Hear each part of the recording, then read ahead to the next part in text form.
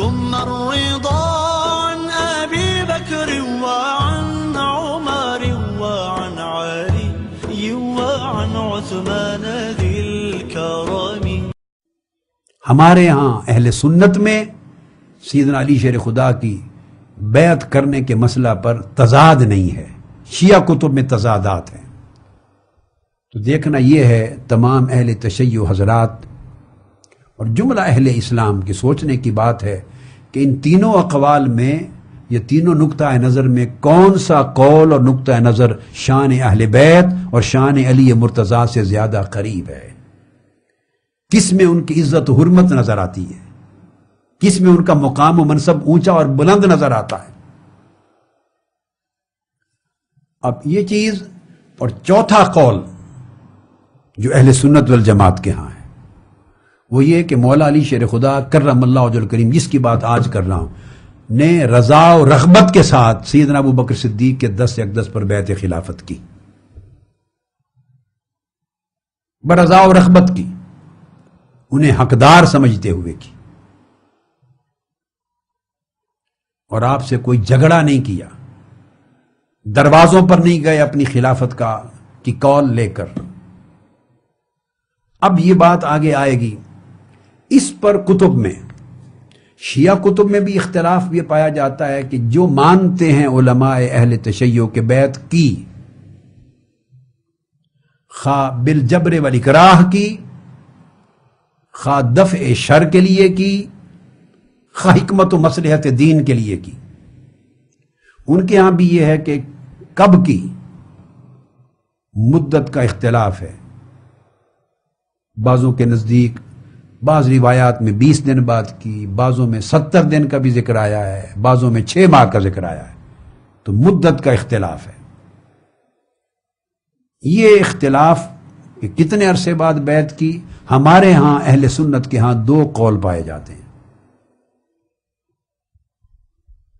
ایک قول جس کا بالعموم لوگوں کو بتایا گیا، اہل تشیع کے بعض علماء نے، مبلغین نے بتایا کہ 6 ماہ بعد کی بیعت، اس کو بھی لوں گا، اور اس کا حوالہ صحیح بخاری کا دیا جاتا ہے. اور دوسرا قول ہے کہ پہلے ہی دن بیعت کر لی.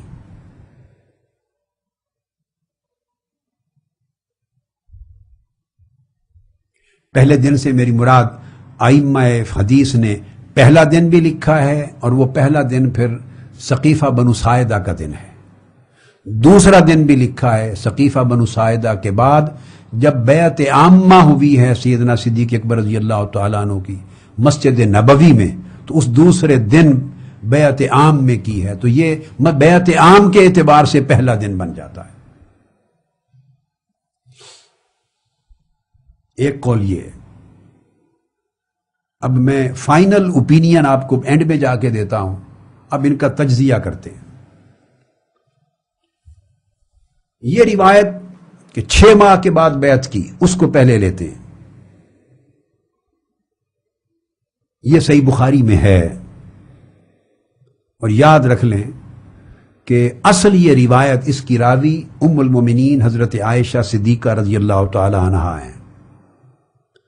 مگر لکھنے پڑھنے والوں کو اس باب میں ایک بڑا مغالطہ لگا ہے، اور مغالطہ یہ لگا ہے، انہوں نے سمجھا کہ یہ قول کہ 6 ماہ کے بعد بیعت کی ہے سیدنا علی شیر خدا نے رضی اللہ تعالی عنہ نے، یہ بذات خود یہ قول بھی ام المومنین حضرت عائشہ صدیقہ رضی اللہ تعالی عنہ کا ہے. یہ مغالطہ لگا ہے. اب میں بتا رہا ہوں، اور اہل علم کتب کو کھول کر کھنگال کے دیکھ سکتے ہیں، یہ روایت منقطع ہے. اور یہ قول کہ 6 ماہ بعد بیعت کی حضرت فاطمہ الزہرا رضی اللہ تعالیٰ عنہ کے وصال کے بعد، یہ الفاظ ام المومنین سیدہ عائشہ صدیقہ رضی اللہ تعالیٰ عنہ کے نہیں ہیں. سو یہ حدیث نہ ہوئی.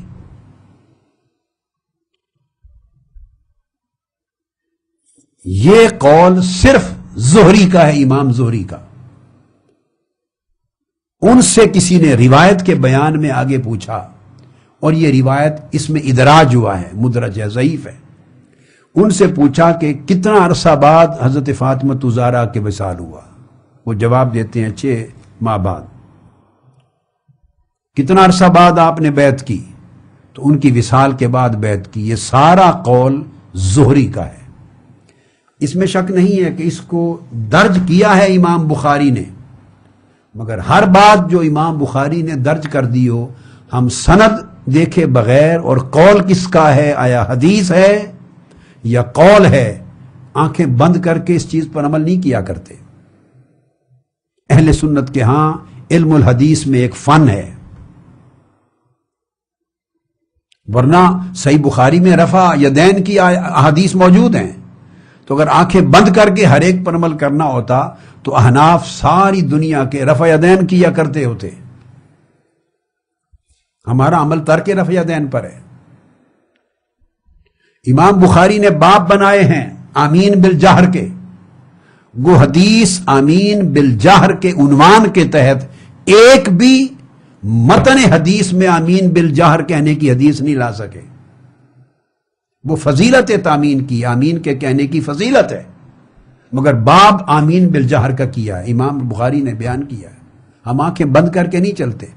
اہل سنت کے ہاں علم الحدیث میں بڑی احتیاط ہے، صرف اس قدر ہے کہ جو وہ روایت کرتے ہیں وہ امام بخاری کا درجہ تمام کتب سے اصح ہے، سند کے اعتبار سے، اسناد کے اعتبار سے سب سے زیادہ صحیح ہے۔ سند میں غلطی نہیں ہے، مگر میں فرق اور بیان کر رہا ہوں،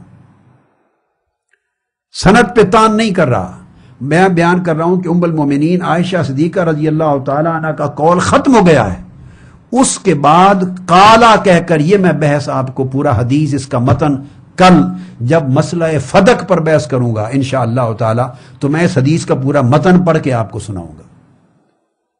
آج میں پاسنگ ریفرنس دے رہا ہوں، پوری تمام متن دکھاؤں گا۔ اس میں حضرت عائشہ صدیقہ رضی اللہ تعالی عنہ بیان کر رہی ہیں، اور درمیان میں آگے چل کے قالا کا لفظ آتا ہے۔ یہ قالا سے مراد امام زہری کا قول ہے، اور اس کی تائید تمام دیگر کتب حدیث میں آگے ہو جاتی ہے۔ یہ امام زہری کا خیال ہے کہ بیعت 6 مہینے کے بعد کی، تو گویا یہ حدیث مرفوع اور متصل نہ رہی، منقطع ہو گئی یہ روایت۔ یہ حضرت عائشہ صدیقہ تک اس کا رفع نہیں ہے، اور امام زہری نے یہ بات کس سے سن کر کہی وہ بھی درج نہیں ہے۔ تو اس روایت کی حقیقت تو یہ ہے کہ یہ سند منقطع ہے، اور امام زہری نے خود وہ دور ہی نہیں پایا۔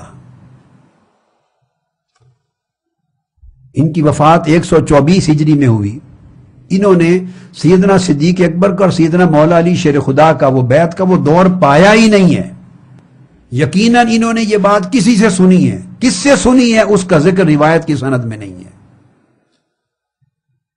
کس نے ان کو خبر دی اس کا ذکر نہیں آیا۔ نتیجہ اس کا یہ ہوا کہ ایک طرف تو مولا علی شیر خدا پہلے ہی دن سے سیدنا صدیق اکبر کے پیچھے پنجگانہ نماز ادا کر رہے ہیں،